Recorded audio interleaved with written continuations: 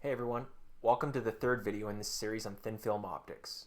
In this video, we'll be designing a mirror, a very common task when working with thin films. Here's a common scenario. You've started a new project involving optics, and your supervisor asks you to design a mirror. No sweat, this is easier than you'd think. Let's walk through this design process. First, what is your mirror going to be placed on? We call this the substrate, and this will be important for both optics and practical material reasons. Common substrates in the lab are some kind of glass, silicon dioxide, usually in the form of something like a microscope slide, or sometimes even silicon because of its popularity in the semiconductor industry and its use as an infrared material. For this design, we'll be working with glass, or more specifically, fused silica as a substrate. Next, what color do you want your mirror to be reflective at? Well, first let's look at what type of mirror we're going to be designing. You've typically got two options for your design: a traditional metal mirror and a Bragg mirror. A traditional metal mirror, such as your bathroom mirror, consists of a smooth layer of reflective metal. Most common is probably aluminum, silver, or sometimes gold. The advantage of a metal mirror in this case is twofold. Its simplicity, a single, relatively thin layer of material, is often sufficient, and its achromatic reflectivity, meaning metals typically reflect many different colors or wavelengths the same. This is why you look like yourself in your bathroom mirror, which is probably aluminum coated, instead of having a red or blue tinge, which would indicate that not all colors came back the same. For stricter requirements, devices called Bragg mirrors or dielectric mirrors are often constructed. A Bragg mirror is simply a stack of alternating glasses at calculated thicknesses. With careful engineering of these materials and thicknesses around a color or wavelength of interest for your project, two otherwise completely transparent glasses can be made to be a better mirror than you could ever make out of a shiny opaque metal. Let's say that in our design we are interested in only a small band of wavelengths. Then maybe the wider spectral achromatic properties of the metal mirror are not going to be that useful to us. Let's go with this then. I'll assume today that you want to make a dielectric mirror. In future videos, we might look at the design of metal mirrors. So let's propose a hypothetical design requirement for your new Bragg mirror. Say I've got a source of light, maybe a laser, that's going to be emitting green light at 530 nanometers, and I want to cause it to reflect off the glass. My supervisor says that for the mirror to work for the experiment, it has to be at least 95% reflective within plus minus 30 nanometers of 530 nanometers. This rough set of design requirements should be all we need to get started. So how do you actually go about making a dielectric mirror? Well, another common name for this kind of structure is a quarter wave stack, since each film in the stack has a thickness equal to the distance of a quarter of the wavelength of the light in the material. The calculation for this is super simple, as long as you know the refractive index of the glass beforehand. First, to pick your materials. As we mentioned, we're going to be putting our mirror down on glass, or fused silica. Next, if you're at any reasonably sized institution, chances are there is a thin film deposition lab somewhere. A common technique for placing these films down is known as sputtering, which is a reliable and low-cost technique to controllably put down layers of thin films. You go down to the lab and the guy tells you that he's got recipes to put down layers of silicon dioxide and tantalum pentoxide. First, let's calculate how thick our layers would need to be for each material. In these videos, I'll be using an online thin film application called Thinoxide to do my calculations. In full disclosure, I am the creator of Thinoxide, and it's a really useful tool that is free to sign up for and use, but you can use any design tool you'd like for this. Let's look for some existing relevant models for these materials. We're going to keep in mind that these are not going to be the same as our materials. The exact properties of every thin film put down by a machine are slightly different and should be characterized individually, but these will likely give us a good starting point. So, let's say we haven't really characterized our own materials yet, but want to use a model from the literature to give us a general sense of what we can expect when we go to sputter. Let's start with silicon dioxide, sometimes called silica. In Thinoxide, a popular open source database known as Refractive Index Info has been integrated, and I can quickly go through and view the materials that have been entered here from the literature. So let's look up silicon dioxide.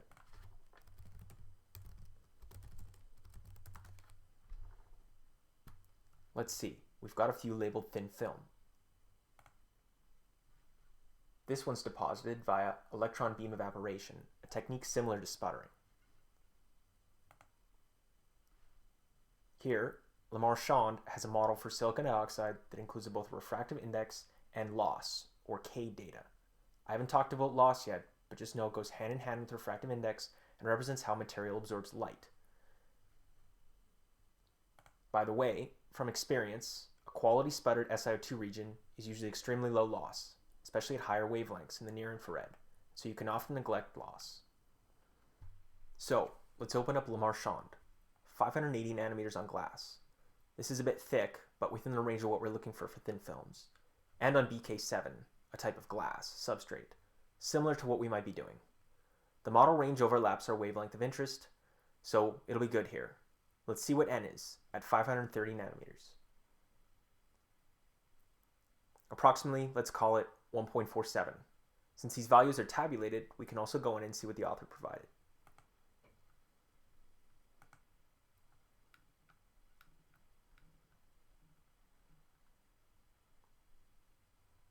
Looks like they have a value exactly at 530 nanometers.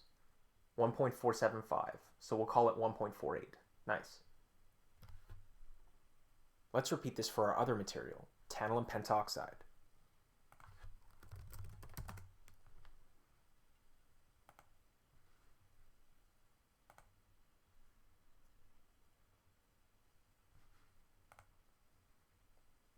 Okay, Gao here provides a suitable thin film model in our range.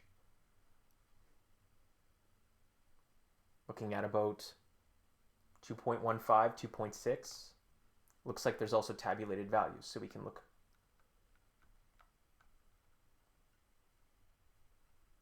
Looking at 2.16. Nice. You can use this simple formula to figure out what the quarter wavelength is. The wavelength of light within a material of index n is given by this formula. So for a quarter, just take a quarter of this. We have now the following quarter wave thicknesses for the materials in our stack. To make a Bragg mirror, all you need to do is pick a suitable material with a higher index and one with a lower index. The difference in the refractive indices between the materials, the index contrast, controls the width of the stop band as well as the amount of periods required to reach a certain reflectance. Let's try making a mirror with silicon dioxide and tantalum pentoxide and see what happens. When you're designing a mirror like this, usually the more periods the better. You can improve the reflectivity of the mirror usually by just adding another identical period. It's that simple. If you want to use a mirror to transmit a bit of light, then that's a different story. But for now, we just want to use the mirror for reflection. Let's start out by simulating our mirror here. First, I'm going to start a new project.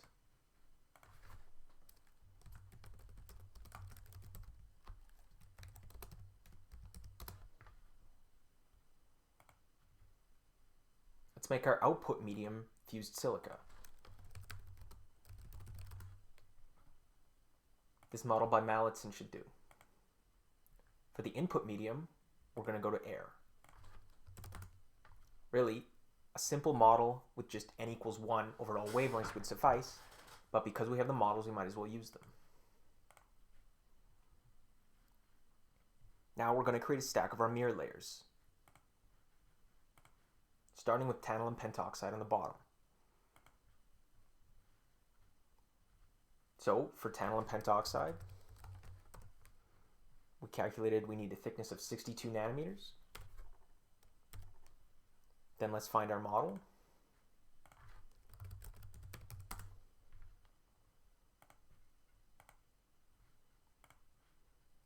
Let's do the same for silicon dioxide.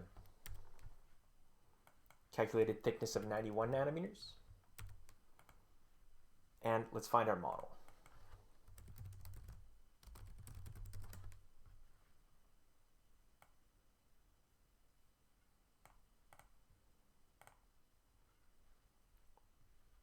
Okay, now let's make 3 periods to start.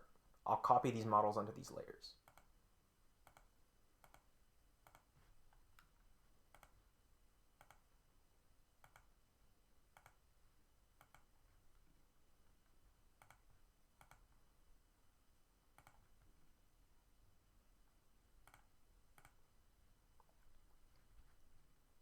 Then let's take a look at the simulation. Again, over the visible range.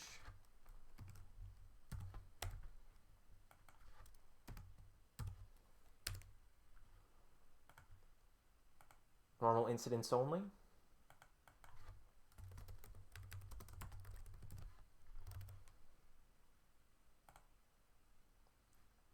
If everything looks good, let's hit run.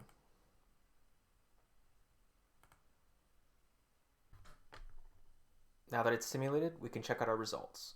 Let's go to the plot viewer. And create a new plot.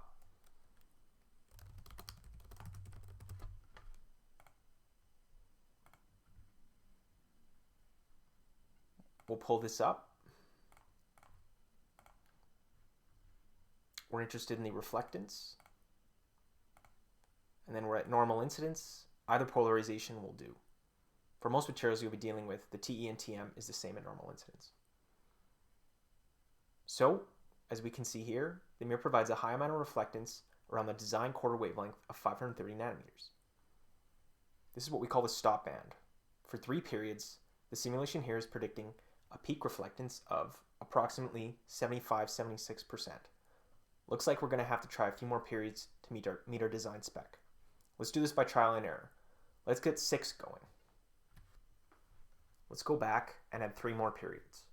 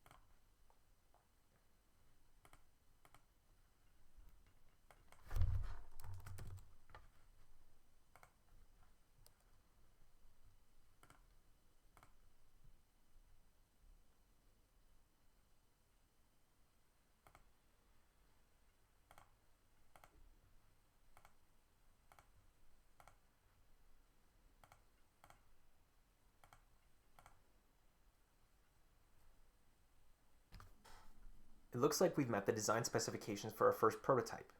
In theory, we are good to go, but also keep in mind that when you put down a mirror, there are some practical considerations you might encounter, such as adhesion, stress, variations in density, etc. You'll probably have to do some test layers first and take some optical measurements of these, and then maybe go back to your simulations with your own models. As a final study, we can look at how this mirror performs at other angles besides straight on.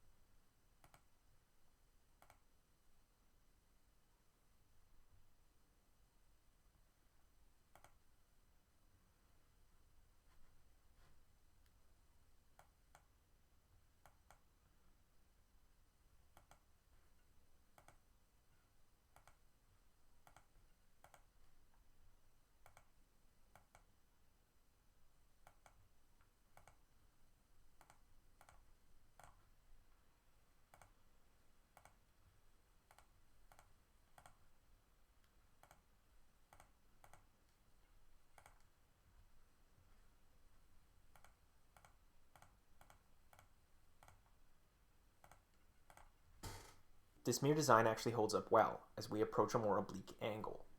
Note how the stop band does shift though, so for more complex design specifications, we may have to be aware of this. Furthermore, since we are no longer at normal incidence, we have to be mindful of polarization.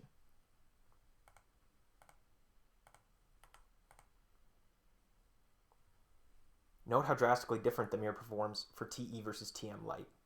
Again, how important this is would really depend on the exact requirements of our design. This concludes this video tutorial on the basics of dielectric mirror design. Please subscribe to the channel and keep checking back for more tutorials on some more advanced design topics. Thanks for watching.